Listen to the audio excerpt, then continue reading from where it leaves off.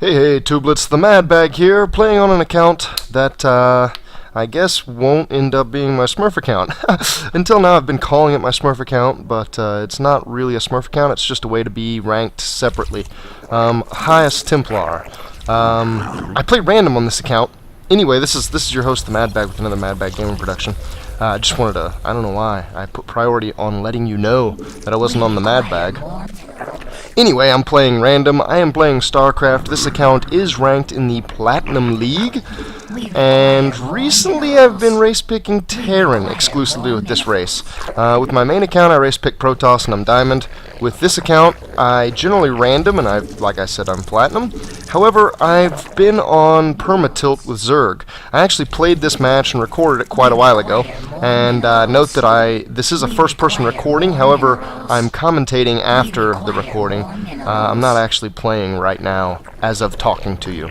This was played actually probably about a week and a half ago, and I generally remember the game. I don't remember exactly how it went. It is a pretty short one, but I just had some footage that I never used, so I felt a little bad about the last few days not having any content to put on my channel. I'm putting together the Skyrim Alchemy Rundown video where I detail absolutely everything about alchemy, everything that I use it for, everything I think it could be used for, show you all of the effects of all of the ingredients, show you all the different categories with the various ingredients inside them, and show you a couple tips and tricks to putting together some special potions, some nice potions.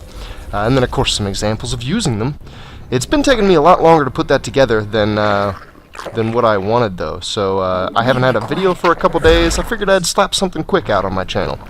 So you'll notice that I am doing a 15 hatch. I'm doing the expand immediately. I'm on Metalopolis, and on the ladder this always spawns cross position, so I knew that he wasn't going to be close position to me, and I felt safe enough to do the 15 hatch.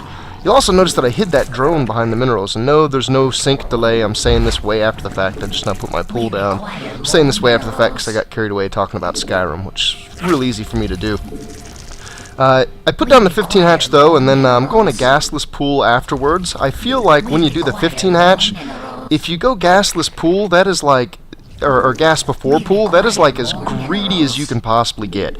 And then I see pros even go like up to 17 drones and then get the gas, and then go back up to 17 and then get the pool. That is insane to me. That is insanely risky, and that's not quite what I'm going to be doing. I'm actually going to be just putting the pool down first, trying to get it up, trying to get some Zerglings on the map just so I'm safe. Again, probably trying to build as few of them as possible. And I noticed that my opponent's barracks was incredibly late. My pool just finished, his barracks just finished, roughly about the same time. They were on real similar timings. And that would indicate that he either slapped a command center somewhere down that I haven't seen, or that he's doing something else, like maybe that was his second Rax, and his first Rax is actually proxied to me somewhere. I still am a little bit greedy. I go ahead and get just 2 Zerglings, and it's real close to not paying off. He sends his first Marine over here. However, I kill the first Marine and SCV without losing anything, as you see me micro the drones there and micro the Lings just a touch. And that makes me feel like if he was planning pressure, he might just stop. He might just give it up after that first Marine gets killed. He might turn around and try to go into the macro mode. This second SCV worries me a little bit, and bam! You see all the SCVs come in. Now my reaction is pretty quick. I get all the drones out of there immediately. I send the Queen back in because she's tanky and she can take a lot of damage, and I almost messed that up. She gets real close to dying right there.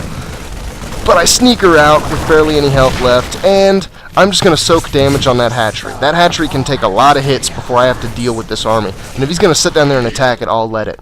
But he's smart. He comes up into my main. He's not going to waste time shooting a hatchery. And he gets, while I fail to micro, both of my queens.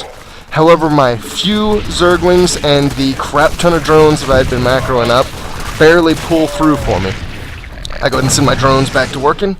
And now I've got Lings against Marines. And I'm not far off speed, but it's not necessarily close yet either. So, and this Marine, he told me way too much. I would have found that proxy because of where I was getting ready to check with those Lings anyway. But he led me straight to it. He did the sure thing.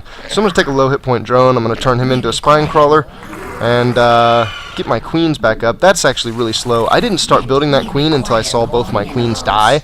Generally in this situation, build a queen or two immediately, the second you see this situation start. This gets a little risky, but I run my Zerglings out of my base. I would rather have them outside of my base for two reasons. A, I could pick off streaming marines, or B, if I do decide to engage this, which you see I do, he can't run back to his barracks. He can't stutter step away from me off the creep. He has to stutter step into my base if he does it. And I've noticed that a lot of players don't like doing that. It would still be more efficient for him to stutter step towards my base, like maybe up my ramp even, away from my Zerglings, just because any stutter step's better than sitting there. But he's thinking, I don't want to get deep in his base. I don't want to get all the way in there and get messed up even worse. Well, you know I'm already messing you up, so boom, there that is.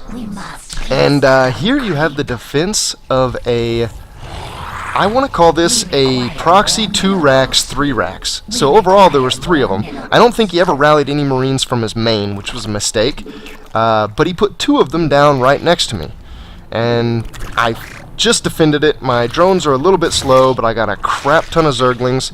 And what I didn't commentate earlier that's about to finish now is I left drones on gas. I took a kind of late gas because I went pool first, or pool before gas anyway. I actually went hatch first.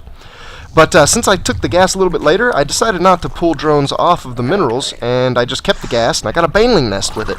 Now, given that he all-in me, and that I defended it, he invested a lot, and he's got 2 of the barracks that he invested in floating across the map, not producing units right now. So I know he has a huge deficit as compared to me. I did essentially like a 4 racks, but it's also an expand with a Zerg. To get another hatchery, like if you're going mass Ling with Zerg, you can support 2 hatcheries on one base going mass Ling, because Ling or larva expensive.